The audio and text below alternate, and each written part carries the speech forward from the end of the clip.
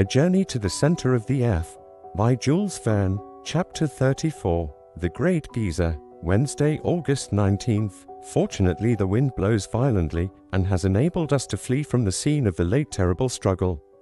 Hans keeps at his post at the helm. My uncle, whom the absorbing incidents of the combat had drawn away from his contemplations, began again to look impatiently around him. The voyage resumes its uniform tenor, which I don't care to break with a repetition of such events as yesterday's. Thursday, August 20, wind NNE, unsteady and fitful, temperature high, rate 3.5 leagues an hour. About noon a distant noise is heard. I note the fact without being able to explain it. It is a continuous roar. In the distance, says the professor, there is a rock or islet against which the sea is breaking. Hans climbs up the mast, but sees no breakers. The ocean is smooth and unbroken to its farthest limit. 3 hours pass away. The roarings seem to proceed from a very distant waterfall. I remark upon this to my uncle, who replies doubtfully, "Yes, I am convinced that I am right." Are we, then, speeding forward to some cataract which will cast us down an abyss? This method of getting on may please the professor, because it is vertical, but for my part one prefer the more ordinary modes of horizontal progression. At any rate, some leagues to the windward there must be some noisy phenomenon, for now the roarings are heard with increasing loudness. Do they proceed from the sky or the ocean? I look up to the atmospheric vapors and try to fathom the depths. The sky is calm and motionless. The clouds have reached the utmost limit of the lofty vault, and there lie still bathed in the bright glare of the electric light. It is not there that we must seek for the cause of this phenomenon. Then I examine the horizon, which is unbroken and clear of all mist. There is no change in its aspect.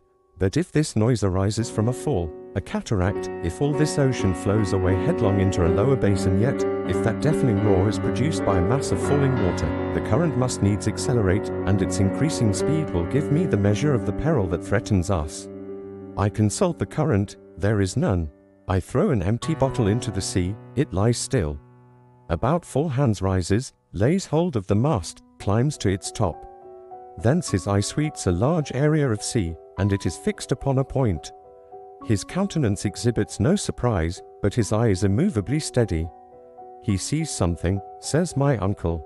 I believe he does. Hans comes down, then stretches his arm to the south, saying, "Der nere, down there," repeated my uncle. Then, seizing his glass, he gazes attentively for a minute, which seems to me an age. "Yes, yes," he cried, "I see a vast inverted cone rising from the surface. Is it another sea beast? Perhaps it is. Then let us steer farther westward, for we know something of the danger of coming across monsters of that sort." "Let us go straight on," replied my uncle. I appealed to Hans. He maintained his course inflexibly. Yet, if at our present distance from the animal, a distance of 12 leagues at the least, the column of water driven through its blowers may be distinctly seen, it must needs be of vast size. The commonest prudence would cancel immediate flight, but we did not come so far to be prudent. Imprudently, therefore, we pursue our way. The nearer we approach, the higher mounts the jet of water. What monster can possibly fill itself with such a quantity of water, and spurt it up so continuously? At 8 in the evening we are not 2 leagues distant from it. Its body, dusky, enormous, hillocky, lies spread upon the sea like an islet. Is it illusion or fear? Its length seems to me a couple of 1,000 yards. What can be this cetacean, which neither Cuvier nor Blumenbach knew anything about? It lies motionless, as if asleep. The sea seems unable to move it in the least. It is the waves that undulate upon its sides. The column of water thrown up to a height of 500 feet falls in rain with a deafening uproar. And here are we scudding like lunatics before the wind, to get near to a monster that 100 whales a day would not satisfy. Terror seizes upon me. I refuse to go further. I will cut the halyards if necessary. I am in open mutiny against the professor, who vouchsafes no answer. Suddenly Hans rises, and pointing with his finger at the menacing object, he says, "Home. An island," cries my uncle. "That's not an island," I cried skeptically. "It's nothing else," shouted the professor, with a loud laugh. "But that column of water, geyser," said Hans. No doubt it is a geyser, like those in Iceland. At first I protest against being so widely mistaken as to have taken an island for a marine monster. But the evidence is against me, and I have to confess my error. It is nothing worse than a natural phenomenon. As we approach nearer, the dimensions of the liquid column become magnificent. The islet resembles, with a most deceiving likeness, an enormous cetacean, whose head dominates the waves at a height of 20 yards.